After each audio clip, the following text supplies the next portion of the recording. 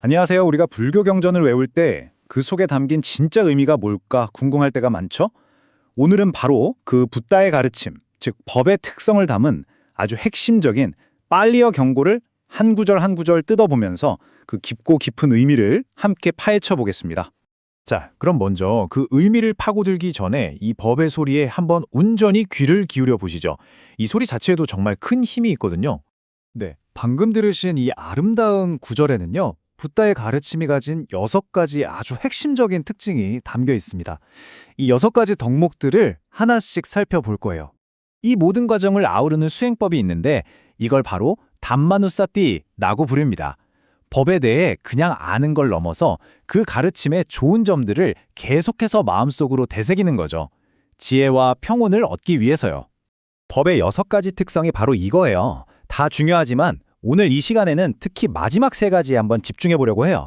법이 얼마나 열려 있는지, 또 우리를 어디로 이끄는지, 그리고 직접 체험해야만 알 수 있다는 그 성격을 보여주는 에히 바치꼬, 오빠네에 있고, 빠짜땅, 웨디따뽀, 위뉴히 이 3가지의 깊은 뜻을 파헤쳐 보겠습니다. 자, 그럼 우리가 살펴볼 첫 번째 핵심 구절, 에히바시코입니다. 이 한 단어 안에 붓다 가르침의 그 자신감 넘치는 개방성이 그대로 담겨 있어요. 발음은 에히빠시꼬라고 하고요. 뜻은 정말 직접적이고 매력적이에요. 와서 보세요 하고 다른 사람을 초대할 만하다 이런 뜻이거든요. 이 단어가 어떻게 만들어졌는지 보면 진짜 재밌습니다. 에히, 이게 오라라는 명령이고요. 빠싸는 보라라는 명령입니다. 이 두 개의 강력한 초대가 합쳐져서 와서 직접 확인해봐 라는 아주 적극적이고 자신감 넘치는 의미가 탄생한 거죠. 대단하죠? 마치 이런 거예요. 구름 한 점 없는 밤하늘에 뜬 보름달이 너무 아름다워서 친한 친구를 불러서 이것 좀 봐! 하고 보여주는 것과 같다는 거죠. 붓다의 가르침은 비밀스러운 게 아니라는 거예요. 너무나 명백하고 분명한 진리라서 누구에게나 와서 직접 보고 판단해봐 라고 자신 있게 말할 수 있다는 겁니다. 혼자만 알기엔 너무 아까운 진리? 뭐 그런 거죠. 좋습니다. 다음은 오빠네 있고입니다. 이 단어는 어떤 방향성을 가지고 있어요? 우리를 어딘가 아주 심오한 곳으로 이끌어준다는 느낌을 주죠. 오빠네 있고라고 발음하는데요. 이 단어에는 사실 2가지 의미가 함께 들어있어요.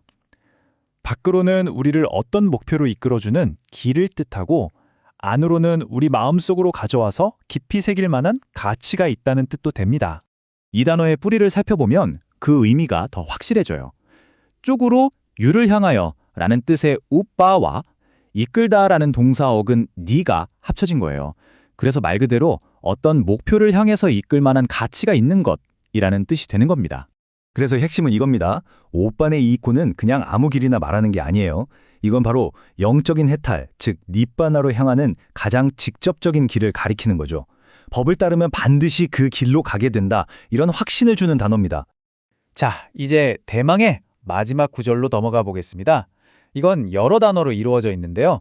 개인적이고 직접적인 깨달음이 얼마나 중요한지를 정말 강하게 이야기하고 있습니다. 자, 하나씩 뜯어볼까요? 먼저 빠짜땅, 이건 개인적으로 스스로란 뜻이에요.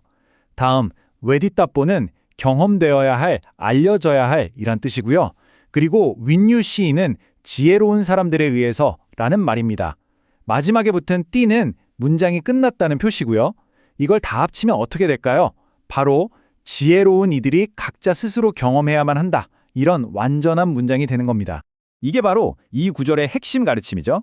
깨달음이라는 건요, 스승이 학생에게 지식을 전달하듯 줄 수 있는 게 아니라는 겁니다. 스승은 저쪽이야 하고 길을 가르쳐 줄 수는 있겠죠. 하지만 그 길을 직접 걷고 목적지에 도달하는 건 온전히 자기 자신의 몫이라는 거예요. 직접 겪어보는 것만이 진짜 알미다. 바로 이 말입니다. 자, 그럼 지금까지 우리가 살펴본 이 법의 특성들을 마음에 새기는 담마누사티 수행. 이게 우리에게 실제로 어떤 이익을 가져다 줄까요? 법의 특성을 계속해서 생각하는 건요, 이렇게나 실질적인 도움을 줍니다. 우선 올바른 길에서 벗어나지 않게 꽉 잡아주고요. 두려움이나 불안 같은 게 생길 때 그걸 이겨낼 힘을 줍니다. 또 집착에서 벗어나게 하고 마음을 차분하게 만들어주죠. 궁극적으로는 우리를 완전한 지혜와 해탈, 니빠나로 이끌어주는 길잡이가 되는 거예요. 정말 이 오래된 수행법이 오늘날 우리에게도 얼마나 중요한지 알 수 있죠. 그래서 말이죠. 이 모든 걸 종합해보면 결국 이 질문에 도달하게 돼요.